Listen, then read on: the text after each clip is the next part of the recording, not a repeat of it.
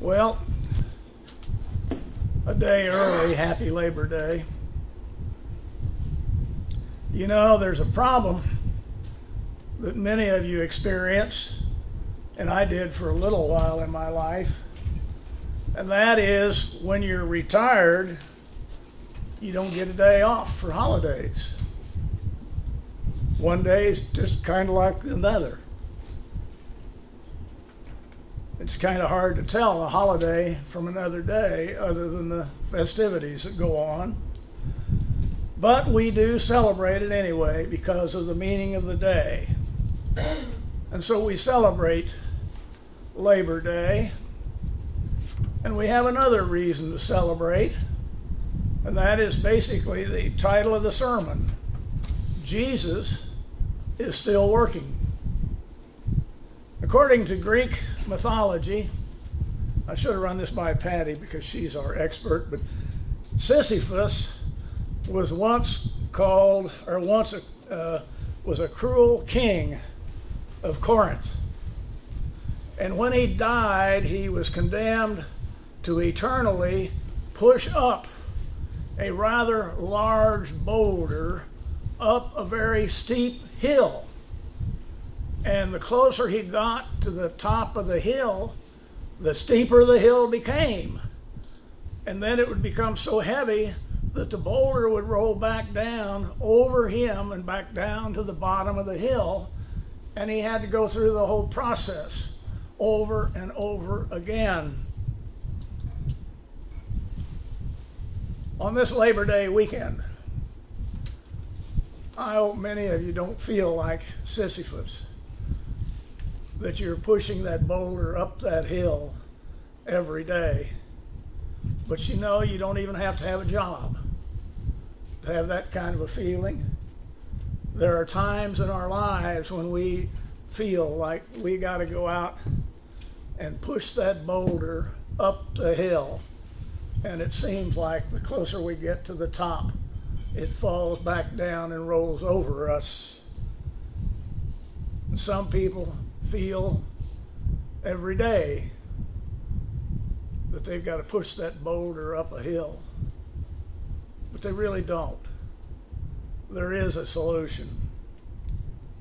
And you know, work is important in our lives, and even for those who are retired, work has been and was an important part of their lives.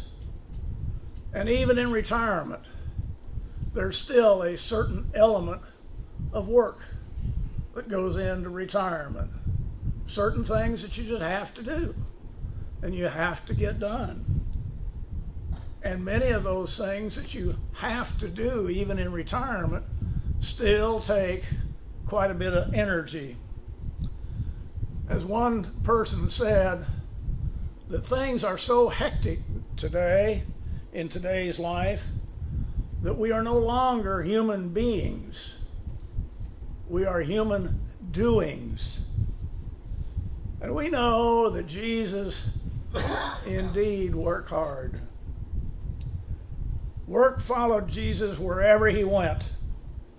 And he cherished getting away every once in a while for a little rest and for a little spiritual nourishment, just like you and I cherish that opportunity. In our lesson that we read this morning, that Pat read, it's kind of evident that that's one of the things that we are looking for. A time of personal retreat, a time of prayer, a time away, as Jesus did, from the crowd, in a place where he thought that he would not be recognized. Maybe a Labor Day weekend is what Jesus was looking for. So he entered a house, according to Mark, and he didn't want anybody to know that he was there. But Jesus' plans, like so many of ours, get interrupted sometimes, and they don't work out the way we think they ought to. You see, news of his presence had gotten out into the community, and a woman came to him who wanted his help. And that woman wanting his help brings us to the first point that I want to make this morning. And that is that pain is universal. If Jesus felt that by going into unfamiliar territory, he could insulate himself from people in distress, he was wrong. He was sadly mistaken.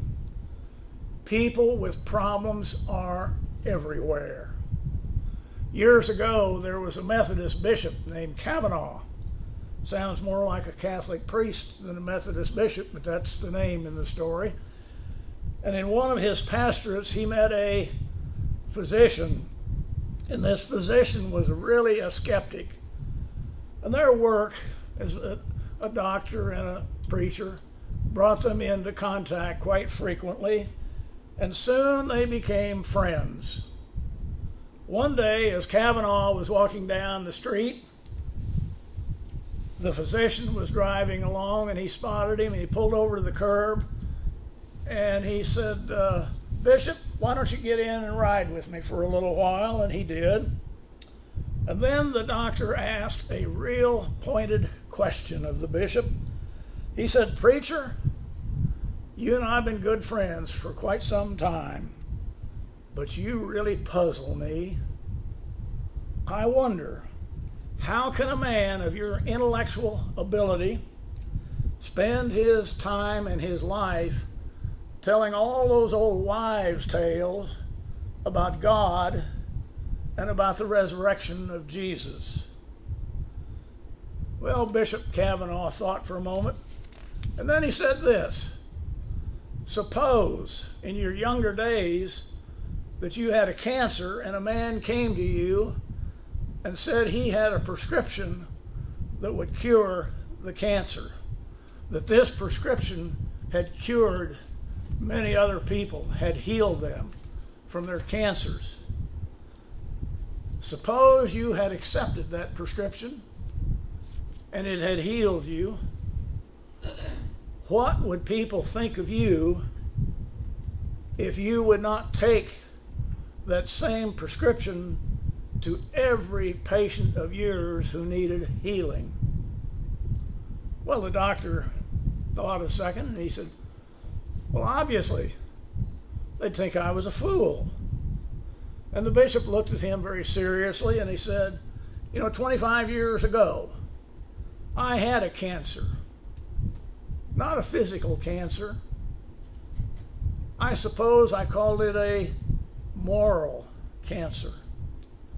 The great physician gave me a prescription, the prescription for my illness that cured me.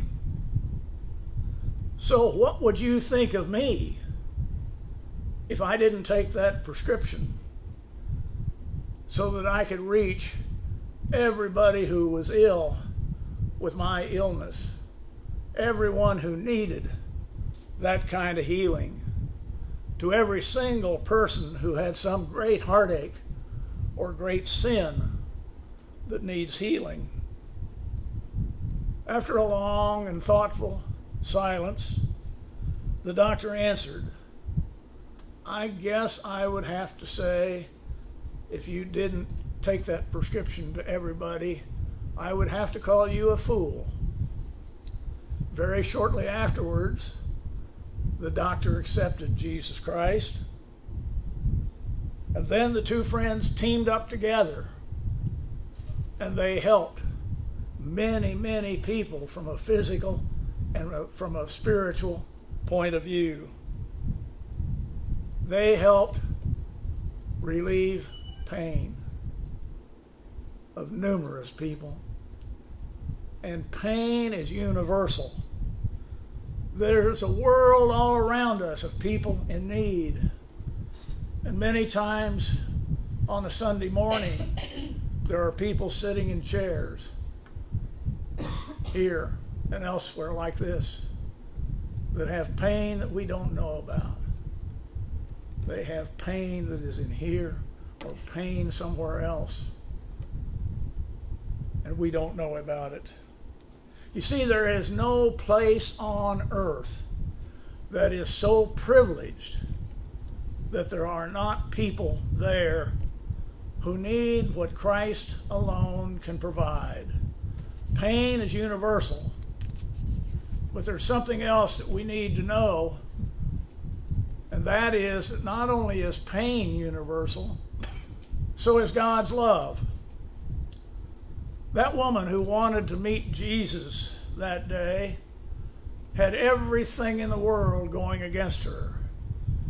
She was what was called a Syrophoenician woman, which was a racial term.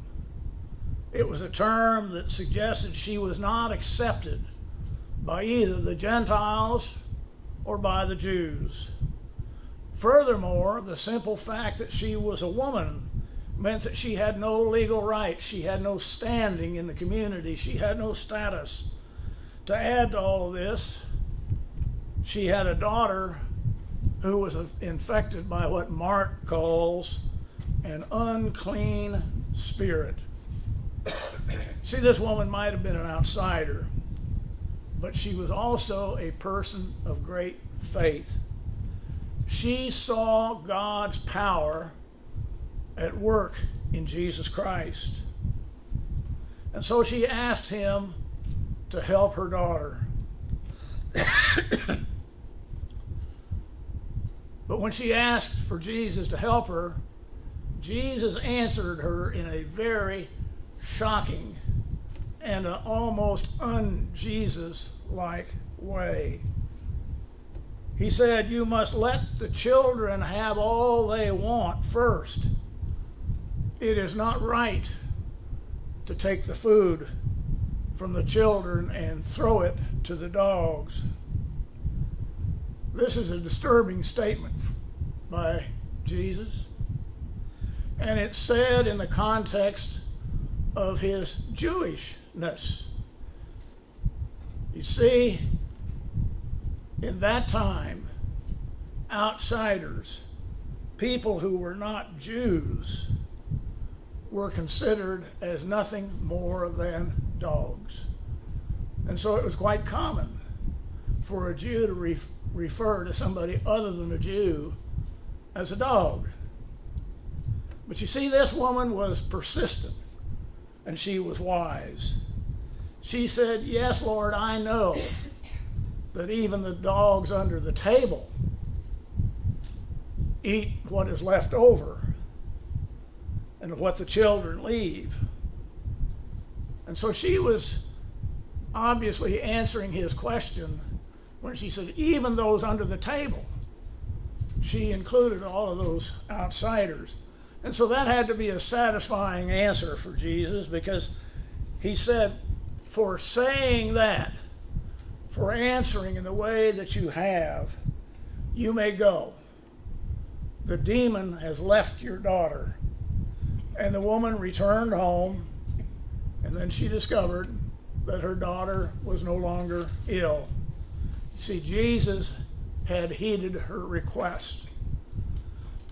One of the hardest lessons that all of us have to learn is the gospel is about love. And the gospel is about our loving people. You and me loving other people. And that does not mean just selective people. Loving all people as Jesus did. And in these examples today, you can see that Jesus looked into the eyes of that Syrophoenician woman, and he saw a woman in great distress, and he responded. That's love, my friends. When you look at somebody, look in their eyes, it doesn't make any difference who they are, what they are. You have love for them, and you see nothing but their distress. You see, Jesus showed this woman And by showing her, he shows me and he shows you the love of God. God's love is universal. When we reach out to others who are in pain, we are doing the work of God. And while we know that God's love is universal, we also have to admit that pain is universal, and that through other people, God's love is made known. And this brings me to the final point of the message, and that is that God's love is available for all of us. He doesn't exclude anybody. If it's true that God's love is universal, then it also has to mean that it's available for me, for you, and for everybody else, regardless of their background or who they are or what they look like or what their skin color is or anything else. His love has to be available for everybody else if it's available for me and available for you. I want to tell you about a man named John. John had a problem with alcohol. And John traces his problem with alcohol to an earthquake that devastated his hometown when he was 8 years old. He remembers sleeping in his backyard because his family was afraid to go back in the house. And he remembers hearing full-grown men and women screaming as the town continued to shake throughout the night and into the next day. That was when John realized there were some things that happened in his life that were beyond anyone's control. It was that lost sense of security that led John to his first drink years later while he was in the Navy.